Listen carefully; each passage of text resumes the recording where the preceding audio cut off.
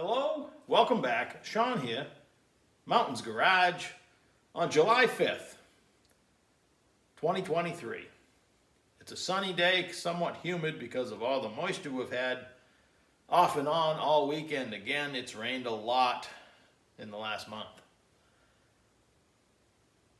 I was in and out all weekend.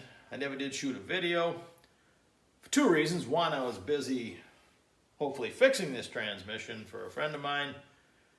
And two, trying to figure out how to walk anybody through today's subject, which is a lubrication system in a Turbo 400. So this transmission is a Vickers Performance Battle Axe out of Ohio. It has I've determined a Jegs or a Summit SFI case. That's going to be another video. We're going to just compare this directly with a Reed case, because this is a Reed copy for sure. It has a Hughes dump valve system. Inside it has somebody's aftermarket forward drum, stock drum with an aftermarket input shaft. It has a BTE 36 element aluminum direct drum, excellent upgrade. Stock planetaries, an ATD 1+2 valve body, 17 runs on this transmission, and the oil is as black as coal. I think I mentioned, I'm going to say it again, nothing I say is detrimental to Hughes or Vickers or anybody. I've said it before, I'll say it again, I'm just trying to fix the problem. That's all I can do. This is a fine transmission. They followed the steps. We're going to get to all that. But before we can talk about what I think happened, we got to talk about the lubrication system in a stock Turbo 400. Stock being all the way up to your most expensive Rossler transmission or anybody's brand. They don't often do the mods that this one had. So, quickly, I'll put some parts out on the bench, and we're going to talk about the lubrication circuit in a Turbo 400. It almost never gets talked about. It's pretty well bomb-proof. The stock Turbo 400 pump is in your fastest pro mod. Still has the stock 400 pump with a couple mods done to it. Very minimal. And so let's go through the parts, and then we can talk about what possibly went wrong. All right, hopefully you can just see my hands. You're better off not seeing my face. I have a few parts on the bench. Gonna try to keep it simple, which there basically is, but the pump in the Turbo 400 is driven by the hub and the torque converter. These two notches lock into the inner gear. The torque converter is connected to the flywheel. The engine's running. The pump is spinning. It's making pressure. The pressure regulator valve has a few jobs. Its priority is to make line pressure for hydraulic application. Whatever spring you put here, it's going to maintain that. It shuttles back and forth, the pressure regulator valve does, and also is another port. It feeds the torque converter with converter charge pressure. It fills the torque converter and maintains a pressure. It fills the torque converter out through the hub, around the input shaft, fills the converter, it comes back into the transmission, either through the stock hole in the stock shaft, or as we've talked about, if the stator bushing's removed and you have a solid shaft, either way it fills the stator tube, comes back through the pump, and exits lube oil. This is how the transmission, every spinny thing in the transmission gets lubed.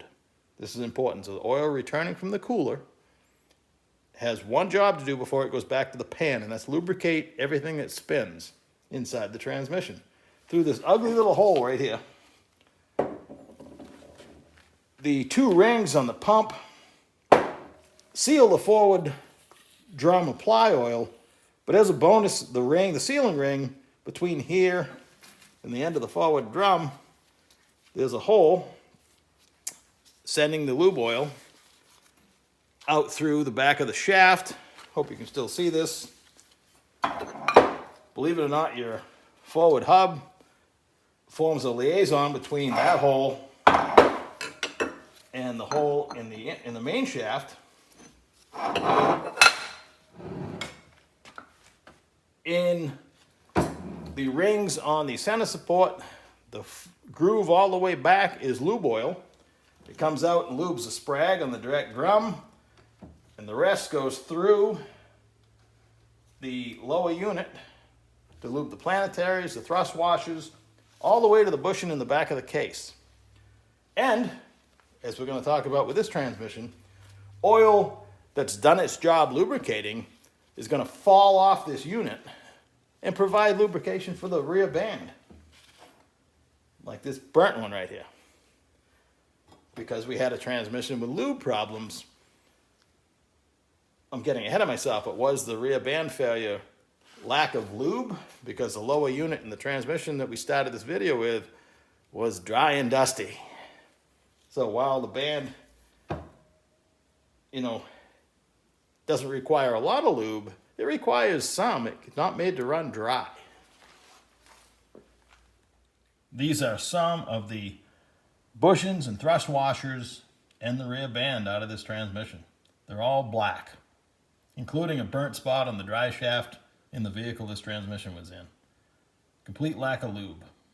So when the transmission showed up a few days ago, as soon as he dropped the tailgate and I got a look at the transmission, first thing I noticed is the lower out to the cooler. These are the cooler line fittings. The bottom, they're even marked in this case, in and out. The out with a T to the dump valve, that's normal post-converter dump valve plumbing. So when the dump valve opens, instead of sending oil out to the cooler and back on the upper fitting to lube the transmission, it just takes the oil that should go out to the cooler and dumps it in the pan so it doesn't get cooled and it doesn't do any lubricating. With the attempt to free up a few RPMs to help you spool a big turbo, it's a Band-Aid. A pre-converter dump, which this is not, is much more effective, but now you're really manipulating stuff. You're cutting all oil off to the converter, or most of it.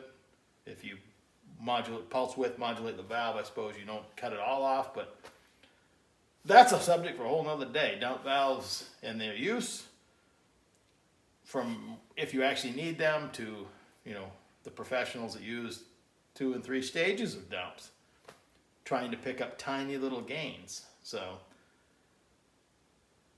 they're all the rage these days.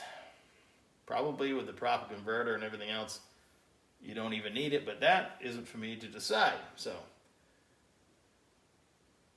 the plumbing appears normal, but with a little more research, and I had seen this once before, and it took me much longer to piece together. As soon as I looked at this, remembering what I saw a few years ago, same situation, all the bushings and stuff were black, and Hughes tried to make the best, or maybe they still sell this dump valve, I don't know, but they have you do some modifications to the pump, and instead of returning lube oil here, you return it with a restrictor in the fitting and the governor cover.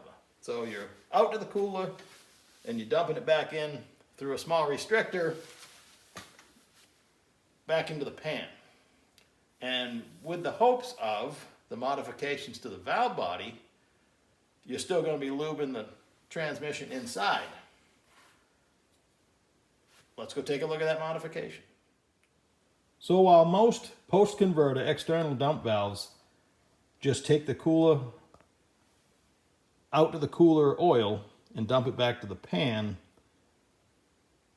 and when it's not activated, you're still lubricating in the traditional way through the top cooler line fitting, Hughes has you machine a groove right here between converter out and converter in, with the hopes that it's going to continue to lubricate the transmission regardless of what you do with the dump valve. You're also getting hot oil, 400, 500, 600 degrees, who knows how hot that could be, because it's pre-cooler, post-converter, pre-cooler, and you're dumping it back to hopefully lubricate the transmission. I, much like you, probably if you're into transmissions, I read as much as I can. And there's quite a few, well, not quite a few, there's probably, let's say 12 to 20 businesses, and especially tech guys, is not a gender thing, doesn't matter if you're male or female, tech people that constantly try to help others on the transmission forums. And there's quite a few just from reading them over the years that I absolutely trust. And I'm gonna just say the majority of those don't do this. Now, Hughes was trying to get more out of a post-converter dump valve than you typically get. Typically, when you just interrupt cooler flow and dump it back to the pan momentarily, this is again, try to help you spool a turbo or maybe help it with a traction problem. Whenever you're triggering your dump valve, it's temporary, and hopefully you don't do damage, because all the other times you're getting normal lubrication. Now with this is dangerous play here. Obviously, it's in a very expensive transmission, 17 runs, and it's junk.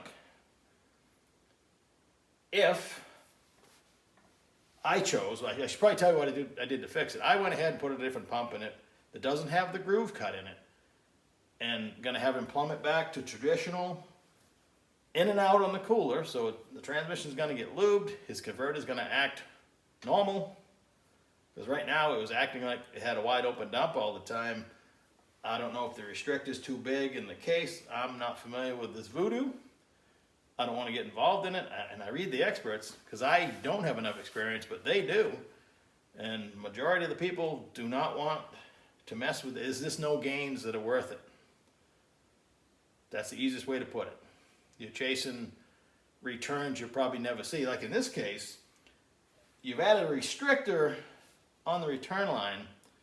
So while you may seem, if this worked, to get a greater benefit with the dump valve open, what do you have to compare it to? Because you've modified the circuit inside, so there's still a load that's always there, where in purest form, with the dump valve closed, you have all the benefits of stock, and when you open the dump valve, there are no other engineered in restrictors. So again, I believe the people that know more than I do.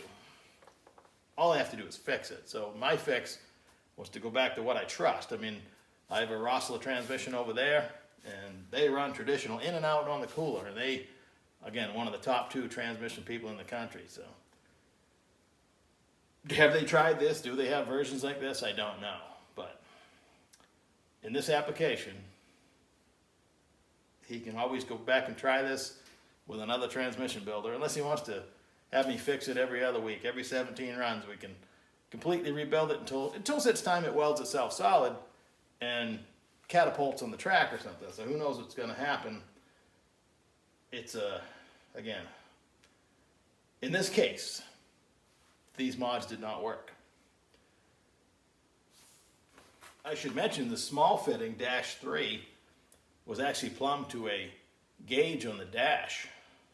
I'm not sure what pressure he would see there and what good it would do. Again, it's, I don't know. If you happen to be an expert in this style that have made it work and would even dare to drive it on the road, I don't want to do a modification that I couldn't drive this thing either, because I think I'm not going to head down the highway with this setup. I don't know. It's out of my league, and I'm not afraid to say so. But all I do know, once again, it didn't work. So I believe it was actually a blessing in disguise that reverse stopped working before a lot of really nice internal parts were completely ruined. What I found with reverse, one, like I mentioned, the lube. The only way that band gets any lube is oil falling off the lower unit. There was very little of that happening. 2, the band apply pin was substantially shortened. Combined with this truck has a bump. This is in a truck, turbo LS, twin turbo LS. The bump is really violent. That's a lot of grabbing and letting go of the reaction carrier, which was also black. And I was able to sand that off, so that came out okay. But it didn't take long to destroy the rear band, just with those 2 elements combined. I air check it now, it works fine. The only question still in my mind, the subject for the next video, is do you trust this case? Both Jegs and Summit sell it. Jeg says it's made in America. It's not a Speedmaster. That is, you can tell on its own. Next video, like I said. But these two, Jegs and Summit cases, are a copy of a Reed, but not quite.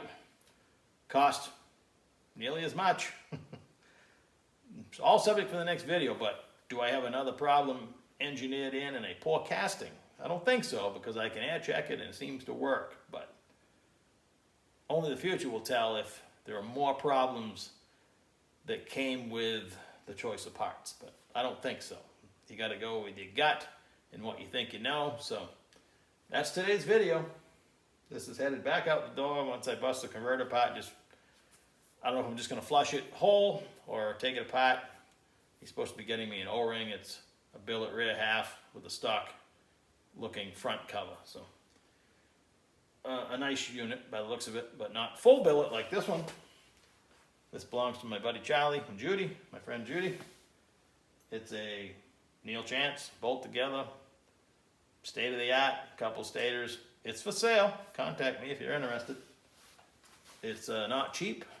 It has very few runs on it, and it is for sale. So thanks for watching. Catch you in a couple days talking about SFI cases.